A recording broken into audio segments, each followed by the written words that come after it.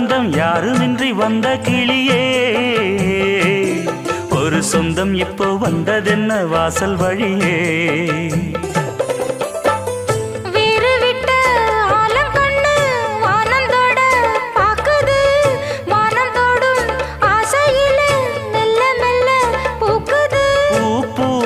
பூக்க வச்ச